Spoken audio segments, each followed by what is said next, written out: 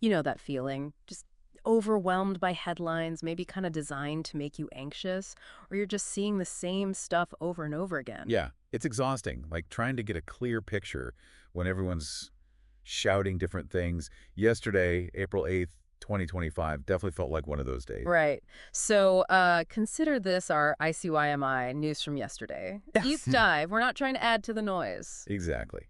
The goal here is to sort of cut through that, look at what actually happened, and importantly, look at how it was reported from different angles. We're using sources that really try to show multiple perspectives, aggregators like Ground News, AllSides, that sort of thing. It's about giving you the context to think critically. hmm Helping you get a solid handle on a pretty complex news day without spending hours sifting through everything yourself. And yesterday was packed. We had, big moves on the trade front, lots of government action, and of course the ongoing debate about media itself.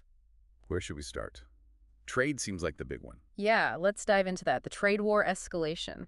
Okay, so the headline event, President Trump rolling out those 104% tariffs on China, they kick in today, April 9th. Wow, 104%. Big That's number. significant. Wasn't there some talk about negotiations just before this? There was, yeah. Treasury Secretary Bessent had made some comments that sounded maybe a little open to talks, gave a brief flicker of hope for some. But then came the reality check. Pretty much immediately, U.S. Trade Representative Jamieson Greer came out strong. Hmm. Nope, no exemptions. Full stop. And that's when Elon Musk entered the chat, so to speak. Huh, yeah. Apparently, he tried talking to Trump privately first, didn't work. So then he went public, really attacked trade advisor Peter Navarro on social media. Oh, I saw some of that. Called him truly a moron. That and dumber than a sack of bricks.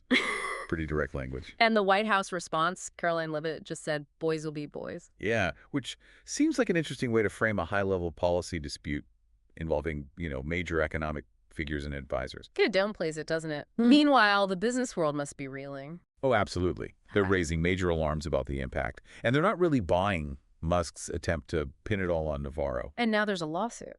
Yes, the new Civil Liberties Alliance, which has Koch backing, filed suit. They're saying the tariffs are unconstitutional.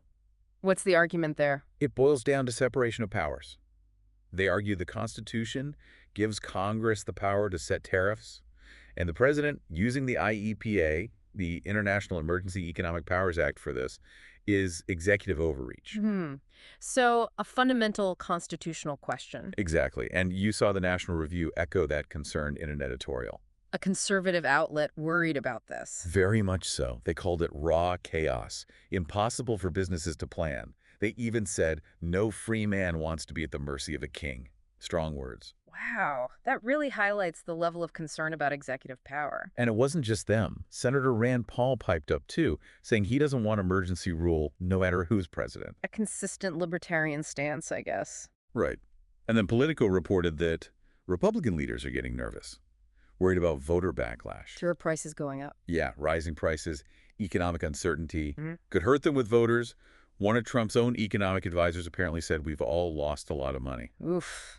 Raises the question of how much pain voters are willing to take, right? Precisely. What's the threshold? Yeah. Especially for Republican voters. But then you have this totally different take from some Magier influencers. Right, framing it as making America manly again, Yeah. bringing back jobs, that kind of thing. There was that analysis by Rotimi Adeoye pointing out the flaws in that narrative. Yeah, he talked about how it glorifies this sort of fake rugged masculinity and a romanticized view of like 1960s manufacturing. Ignoring the context of that era. Exactly. He points out that economy relied heavily on things like strong unions, higher taxes, government investments in healthcare, education, stuff that's not really part of the current push. So it's more about tapping into nostalgia than actual economic policy. That seems to be Adeoye's argument, and it connects to that broader theme historian Heather Cox Richardson talks about.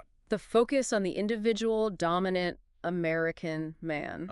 This idea, pushed for decades, that strength means independence from community or government help, used to justify cutting social programs. And the Trump administration takes that even further. It appears so, centralizing power, pulling back from international cooperation, focusing more on dominance, military spending. It's a very different approach from, say, post-WWII consensus. More zero-sum, less collaboration. That seems to be the underlying philosophy. Okay, so that's the trade situation. A lot of moving parts, a lot of different interpretations. Definitely. Let's shift now. Other government actions from yesterday. What stood out? Well, the resignation of the acting IRS Commissioner, Melanie Krause, that was significant. Amidst internal chaos, what was the trigger? A key factor seems to be this finalized deal to share taxpayer data with Homeland Security for immigration enforcement. Sensitive data sharing. Very. And apparently, Krause found out the final details from the news.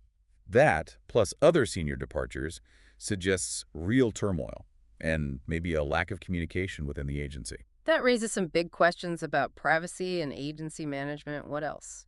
Supreme Court? Yeah, they blocked a lower court ruling. It would have forced the rehiring of about 16,000 probationary federal workers who were let go. Blocked it, so they stay fired. Well, it's complicated. The court said the group suing didn't have legal standing. But there's another separate ruling that does require many of them to be reinstated, and that one still stands. Okay. So limited practical effect from this specific ruling. Potentially, yes. Yeah.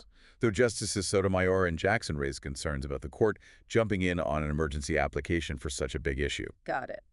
Meanwhile, on the immigration front, actual enforcement actions. Reports out of western Kansas, federal immigration officers carrying out detentions.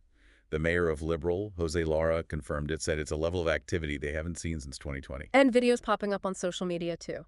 Apparently, yeah. From Dodge City, Garden City. Seems to align with the administration's focus on increased enforcement. Okay. Anything else major? A bit of an odd one. Yeah. The State Department reversed some funding cuts to the UN World Food Programme's emergency projects. Reverse them. Why were they cut in the first place? They just called it a mistake.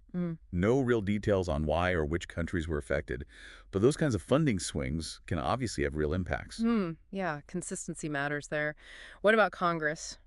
House Republicans figured out a compromise on proxy voting for new parents. They're calling it vote pairing. So, not full proxy voting, but a way for new parents to have their votes count. Essentially, yeah. A Yeah. small step towards accommodating family needs. Okay. And DHS buyouts. New offers for buyouts and early retirement at Homeland Security. Part of that ongoing effort to shrink and reshape the federal workforce. Right, the Schedule F plan follow-through. Seems related, yeah. Also in Arizona, Democratic lawmakers walked out of his speech by Trump's border chief.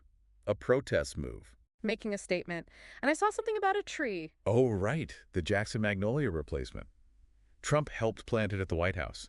Media access was apparently limited, though. Symbolic gestures. Any health news? HHS Secretary RFK Jr. said he plans to advise the CDC to stop recommending fluoride in drinking water. Wow, that's a big shift. Tied to the EPA review. It comes as the EPA is reviewing fluoride's potential health risks. But remember, CDC recommendations aren't binding. Local authorities decide on fluoridation. Still, a significant signal from HHS. What else? Border wall. Homeland Security issued a waiver, bypassing environmental rules to speed up wall construction in Southern California, prioritizing the wall again. Over environmental regs. Okay. International news. Iran talks. Conflicting stories there. The White House said upcoming nuclear talks would be direct. Iran said nope, indirect, through Oman.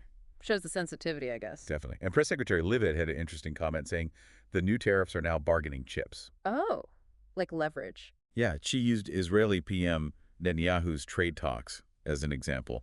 Could be a reframing of the tariff strategy. Interesting spin. Defense Secretary meeting in Panama. Yep, Pete Hegseth met Panama's President Mulino, voiced concerns about China's influence over the canal, said the U.S. wouldn't tolerate threats to it. Standard geopolitical maneuvering. Gotcha. And more tariff fallout. Blackfeet members in Montana sued over the Canadian tariffs, citing treaty rights violations. Another legal challenge. And the UN warning. Secretary General Guterres worried about a trade war leading to a global recession, highlighting the broader risks. Yeah, the ripple effects could be huge. Couple more things. National Park Service put Harriet Tubman references back on the Underground Railroad webpage. They had been removed earlier because of the administration's anti-DEI stance. So, a reversal there. Why? Unclear if it was internal pressure, public pressure, or something else. And tragically, that nightclub collapsed in the Dominican Republic. Awful news. Dozens killed. At least 79, yeah, including a former MLB pitcher. Just a terrible event. Puts things in perspective. Absolutely. Wow. Okay, so that was a lot. April 8th was busy. It really was. Which brings us perfectly to the next point, right? How do we even process all this? Exactly. All this information, all these different takes, It leads straight into the media bias discussion. How do we navigate this landscape? It's the million-dollar question, isn't it? That Reddit thread you mentioned from source interest about all sides, it really dug into this. Yeah, someone, all44, made a great point. News is like a snapshot. What's reported one day might look different later as more info comes out. Right. And that evolution can lead to cries of bias, Right. even if the initial report was accurate at the time, Yeah. like counting deaths in a chaotic event. They also said that's why longer form stuff, like books, can be better for deep understanding, less reactive. A fair point. Yeah. But then you had No Butterscotch 941 with a very different take, especially on the Yeah. Israeli-Palestinian conflict. More skeptical of narratives they see as minimizing certain facts. Yeah, expressing deep suspicion about viewpoints potentially distorting history or facts from a Jewish perspective. It really shows how personal experience shapes bias perception. Absolutely. And what about AI? Can it help figure out bias? Mixed views there, too. Uh, Fuzzy Yogurt yeah. Bucket basically said AI is useless for this now, just fancy predictive text. Okay. But Serious Effective 185 saw some potential, maybe for identifying specific patterns of biased language, which is a narrower task. Makes sense. And no Butterscotch 941 elaborated on the Israel-West Bank issue, right? Frustrated with AI oversimplifying it. Exactly. Pointing out the deep historical and legal complexities that, current AI like ChatGPT just doesn't grasp well. It can't really handle that level of nuance and contested history. Yeah, that tracks. So the Search Interest sub itself tries to be a place for more moderate discussion. That's the goal. Yeah, headlines discussed there. Trump stuff, trade, that citizen stuck in El Salvador, show the kinds of topics they tackle, trying for balance. And there was that other Reddit thread asking about the best unbiased news source. Always a popular question. Always. And always gets a million different answers. People suggested Tangle, The Economist, Reuters, AP, international sources. A lot of the usual suspects for perceived lower bias. Right, and that user Chronic Comedian had that interesting analogy. About feeling betrayed when a source you trust seems to lie, like holding them to a higher standard. Yeah, that emotional connection we have. And then people brought up specific examples of perceived lies or deceptions. Like ICYMI mentioning Tiananmen Square regarding Democrats. And Weber Kaniu pushing back, saying, well, not all untruths are equal. Is it a factual slip-up or intentional deception? Right.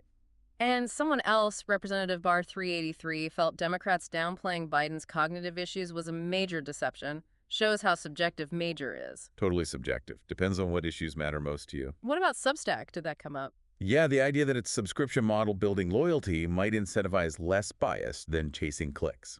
But the risk of just pleasing your existing audience? Echo chambers again. That's the potential downside, yeah. Audience capture. And NTR. Always controversial. Oh, yeah.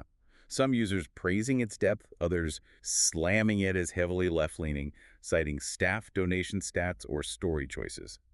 Again, perception varies wildly. It really highlights that bias isn't always simple bias. Sometimes it's just what stories get chosen, what facts get highlighted. Precisely.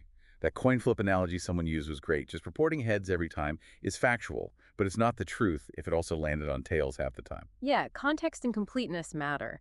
So what about tools like AllSides or The Hill? They were mentioned as useful for seeing different takes side by side, and the whole discussion around media bias charts, like from Pointer or the new AllSides one. People argue about those charts constantly, right? Where outlets get placed. Constantly. They're meant as media literacy tools, but yeah, their reliability is debated. It shows how tricky measuring bias is.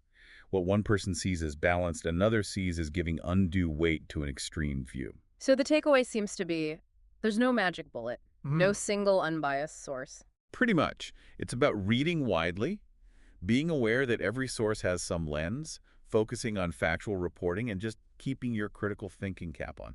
Always questioning. Okay, one last quick point, that Reddit thread about the failed Obamacare replacement. Right, enraged like milk. Just a little reminder that big political promises often crash into the wall of reality. Replacing complex systems is harder than tweeting about it. A good reality check for any political promises, I suppose. So definitely something to keep in mind when listening to today's promises. Okay, let's wrap this deep dive up. We've gone through a lot from yesterday, April 8th. The trade war heating up, all those government actions, the IRS, the courts, immigration. And then wrestling with how we even know what we know, the media bias discussion, the different ways stories get framed. It really underscores why we wanted to do this step back, look at the core events through different lenses, try to get beyond the immediate, maybe fear-driven headlines. Encourage that reflection, you know. Thinking about how you're getting the information, exploring the facts, staying curious, asking questions. That's the key, isn't it? Not just consuming, but actively engaging with the information. Absolutely. So maybe the final thought for listeners is this. Given everything we talked about, the different takes on tariffs, the difficulty finding unbiased news, what concrete steps can you take personally to make sure you're building a really well-rounded, accurate picture of what's happening? Good question to ponder. Keep exploring, keep questioning.